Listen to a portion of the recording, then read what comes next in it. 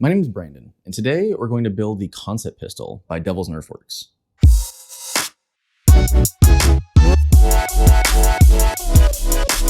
Now, the concept pistol is a half-dart, mag-in-handle, flywheel the world sidearm that uses a sort of faux blowback system similar to a desert pigeon, where pulling the trigger actually racks the slide, which rotates the pusher that pushes the dart in, which in practice looks like this. That's just cool. So if you've ever wanted a desert pigeon or a blaster that felt like a desert pigeon, but you didn't want to invest the time and effort into building one and making it work smoothly, this is the blaster for you, because this is a very simple to print and build blaster with very minimal hardware. I'd also like to say thank you to my patrons. Because of your support, I was able to get some software upgrades, so now my editing speed should be a bit faster, and hopefully my audio is a little bit more clearer. With that said, let's get into it. All right, we have everything laid out, so I'm just gonna run through the printed parts and hardware really quick, and then we'll get right into it. We have the slide, battery cover, left and right frame, trigger, middle of the frame, cage, front barrel cover thing, our slide release, the mag release, the pusher, and the return spring. All of these are printed in PLA. However, if you have the option, I would recommend printing at the very least the spring and the cage in something like PETG or ABS, because they're the most prone to flex and heat respectively, and most likely to break of all the other parts here. This is a flywheel the world build, and as such, you need a micro flywheel set of some sort, in this case, actual flywheel the world wheels, as well as motors capable of running a micro flywheel build, which in this case are honey badgers, along with some optional motor covers just to keep things clean. You'll also need a single DB2 style switch. This is one of the 3-pole, small, clicky micro switches that you most commonly see in pushers and other return type things that don't need a lot of current. Now this is a 10 amp switch, which is fairly low and therefore prone to burning out or melting. So if you can find a higher amperage micro switch, absolutely get that. And if not, you will most likely need at least a MOSFET or something to protect this from the rest of the circuit so it doesn't fry. In my case, I'm doing this as a weaker powered 2S build, and this will probably be adequate, and I'm not really particularly worried about it. You will of course need a female XT60 connector or appropriate connector for your battery, some wire, heat shrink, and of course solder. Lastly, on the hardware side, you need 2 M2.5 screws, which are NERF screws, in order to secure the micro switch. So any screw that fits in the 2 holes on your micro switch, you need 2 of those. And the remaining hardware are all M3 sized screws. You need 20 10mm M3s, 1 4mm M3, and 1 6mm M3. Now, this should be a pretty quick build, so let's just get right into it. Starting with the middle frame, which I'm going to secure this little barrel cover plate thing, because if you build the rest of this and then try to attach this, it's kind of difficult to physically turn your Allen key or screwdriver. So this plate has 2 holes, one closest to the barrel and one further from the barrel. And we're going to put an M3x10 in this hole and an M3x6 in the top hole. And I'm just going to start with the 6mm.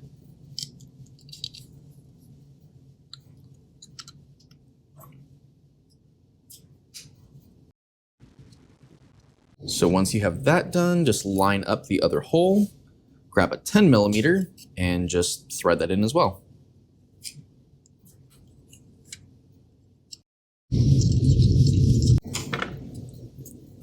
Perfect. Now we're going to grab our right side plate.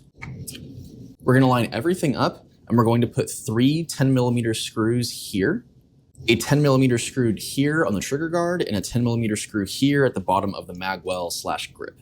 So I'm going to start up here and just kind of work my way around.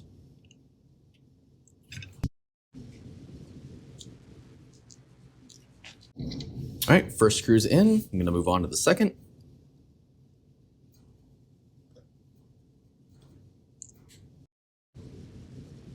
And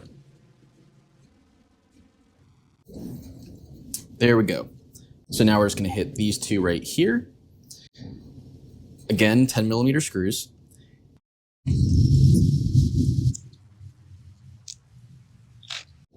And if you're having trouble threading any of these screws in, you should try to slightly open up the holes by using a drill bit that's a little bit smaller than the threading of the M3 and is kind of wiggling it around in there a little bit, or taking a self-tapping screw and just kind of screwing it in and out a couple times to weaken it. Because these screw holes are very close to the edge, and if you have any sort of stress or cracking, it will definitely break through.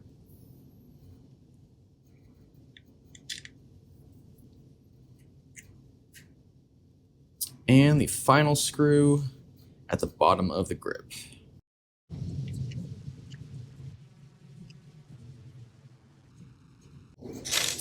There we go.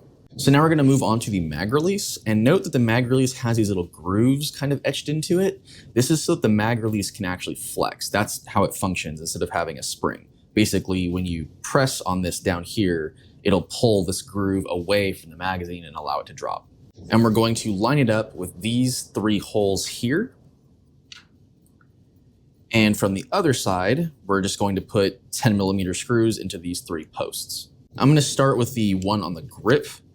Note that because this thing flexes, your holes might not align perfectly. You might have to give it a little bit of flex to get it to align. If that's the case, again, that's fine. It's just kind of the nature of a flexible part. All right. And another 10mm. We're going to move up to this one.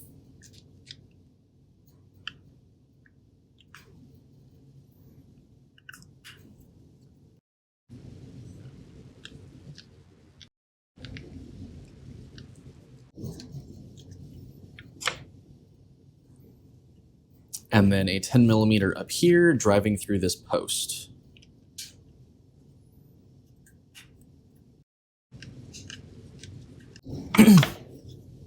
All right.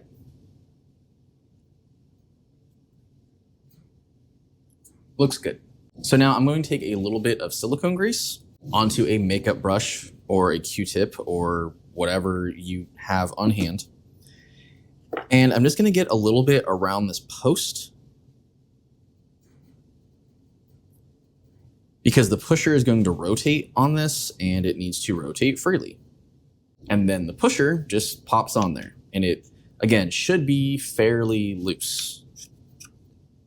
So we're going to take our spring, and this little short bit down here slides into a little hole in the mag release right there. So it actually kind of aligns with the mag release. Note that there are other sizes of these springs in the file kit that have less or more tension depending on how your slide is functioning and your trigger feels. Okay, so now I'm going to take my trigger and a little bit of that lubricant, and I'm going to just hit the sides, the bottom, and the top of the plate closest to the trigger. And then, as you expect, we're just going to slide it where a trigger goes, right here, and just kind of let it sit for a second. Next, we're going to take this slide release and the left side of our frame, and we're going to be putting it right here on the rear 2 of the 3 frontmost screw holes so that it sits like that. And I'm going to start threading 2 10mm screws through it. Just enough to hold it in place, but don't go all the way through yet.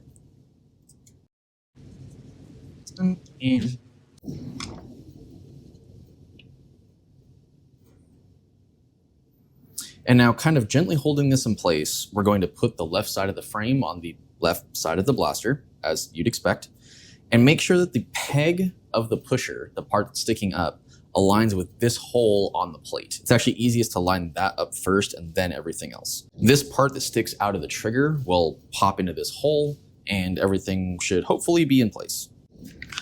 So just make sure that aligns, and that aligns, and that the trigger still slides. Okay, we're good. So now I'm going to tighten these 2 screws to start securing the frame.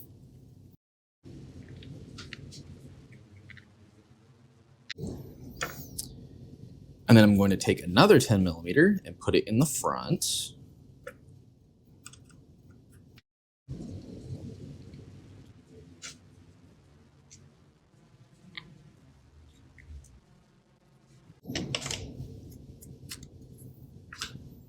Okay.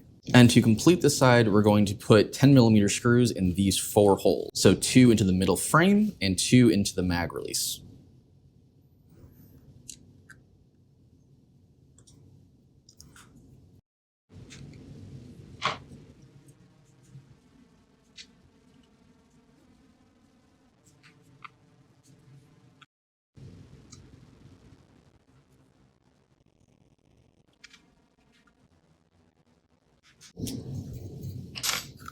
Okay. That's looking good. I'm gonna do a quick test by sliding in a mag. It's good, retention is good. And then pushing on this with my thumb. Good, we're good to go. Now, you're going to take that M3x4mm screw from earlier, and you're going to put it into this hole that's attached to the trigger.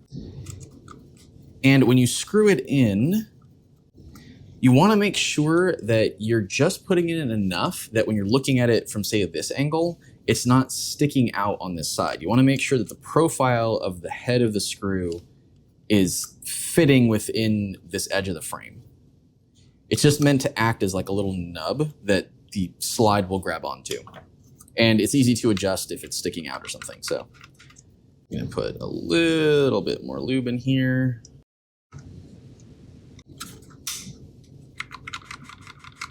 Okay, so by now you're probably thinking that I've completely skipped a step and forgot to build the cage because we've basically put the whole blaster together and haven't touched a single electronic. However, in the version 2 of the concept pistol design, the cage is completely self-enclosed. The switch, the motors, the switch, and the XT60 connector all basically just sit right here on top, and then it just pops in there, and that's it. So you basically, it's a self-contained unit that you can just drop in and pop out easily. So you don't have to touch any other part other than the slide, because the slide is how you get into the blaster at all. So we're going to take this and we're going to start putting our motors in.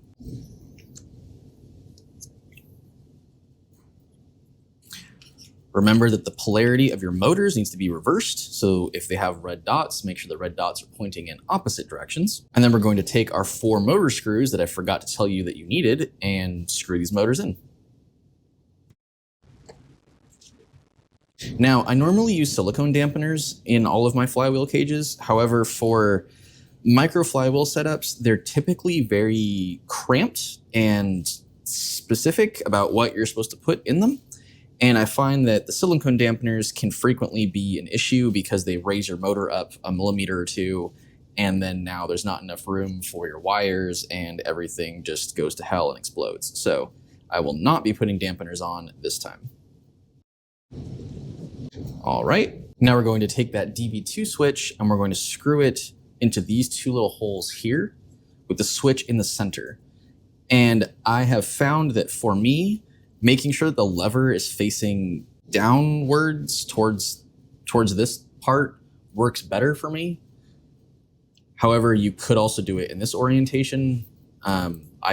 I found that in my testing, this worked better. I don't know which one is right, but this is what I do. And then you're going to take those M2.5s and just screw it in there.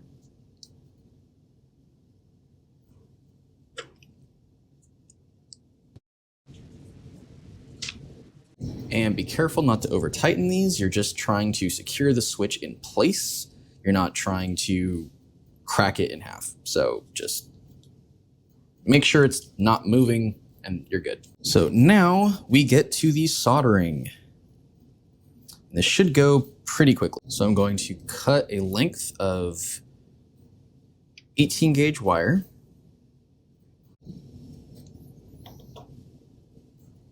That fits across the front of my motors and still has room to come down here to the switch.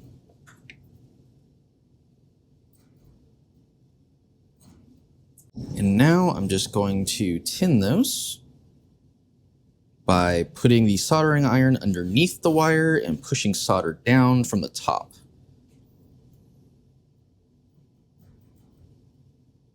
Then, using my helping hands, I'm just going to solder these 2 into place. Hopefully,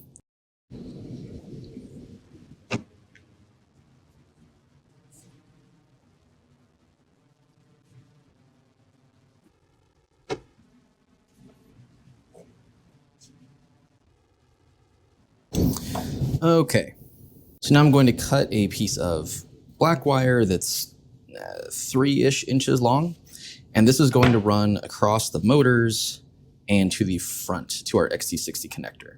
And same thing, I'm going to tin it up a bit.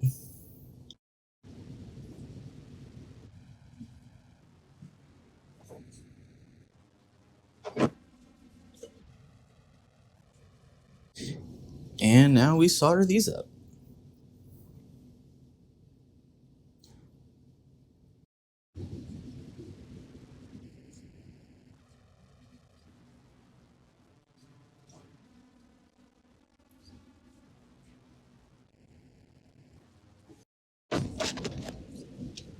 Now I'm just going to test these really quick.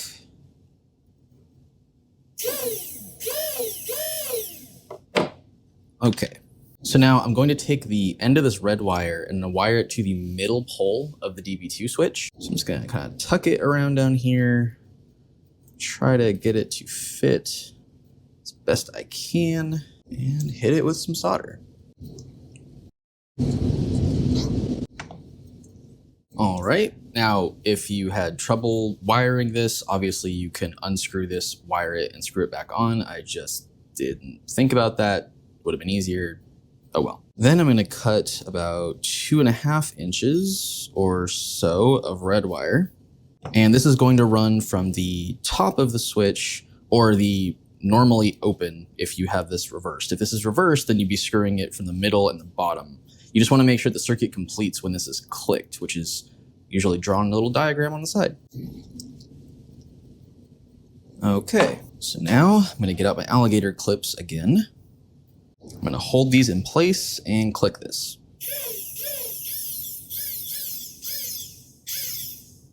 And make sure that both motors are spinning, which they are. Now these joints here are pretty weak because I'm just sort of building this quickly, and I'm probably going to end up scrapping this and taking it apart because that's what usually happens with these. So I'm not spending a whole lot of time making sure these are correct. Obviously, if you're wiring something, make sure that your joints are good so that they're useful. Now I'm going to cut a piece of heat shrink in half, slide one on each of these open-ended parts of the wires, and we're going to move on to the XT60. So I'm going to get some solder into the wells. And then since I have red wire in the front facing the barrel, that makes it my positive. So I'm going to make sure that the red is wired to the positive on the XT60. So now, once the cage is secured, we want to make sure that these wires are all tucked down and as minimal as possible, because the slide doesn't have a whole lot of clearance on the top.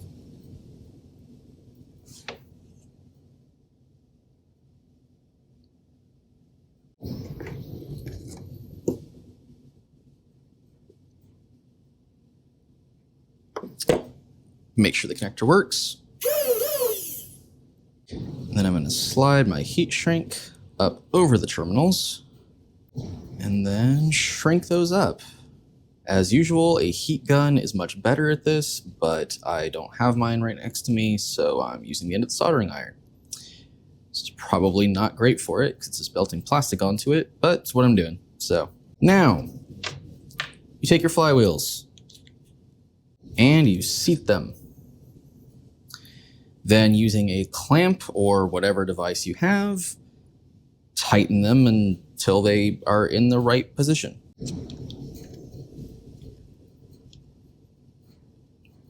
You just want to make sure that they're aligning with the barrel so that if a dart is here in the center of it, that it's roughly in the center of the flywheels, which this could be a little closer on this side, but it's basically in the right spot. And then it literally just drops in like that. And if you rotate your pusher up like this, if you start to push it down, you should hear a click when it gets right about in line with the curve of this mag release. That means it is working properly. Then you're going to take your last 4 10mm screws, and we're going to put them into the 2 holes on either side of the cage to lock the cage in place.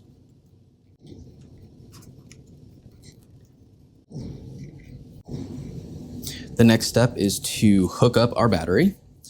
And there's this optional battery cover that kind of covers the battery, obviously. It just kind of keeps everything tamped down and out of the way so that the slide hopefully doesn't snag on it.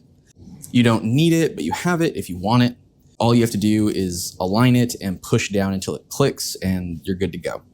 Now that the battery cover is in place and everything's good, what we're going to do is you'll notice that this trigger only slides this far. So this little slide release, if you pull down on it with your thumb, you'll notice you can actually push the trigger even more forward so that it aligns with these grooves. Because the slide has the same 3 grooves, which align into this slot, and this slot. So then you just push your slide down from the top. Make sure that it's completely flush down here and over here. You want to make sure it's not warping outwards. Slide the pusher up into this groove and then pull the trigger back until it catches. So now when you pull the trigger, the slide should return. If the slide does not return like that, where those 3 notches are touching the frame, sand and lubricate the actual notches as well as the slots as much as possible. Go ahead and take your battery out and just keep pulling the trigger until it's completely smooth. Because if you can't get it to return with the battery out of it, you're definitely not going to get it to return with the battery in it. And then to test, we'll just put a few rounds in here.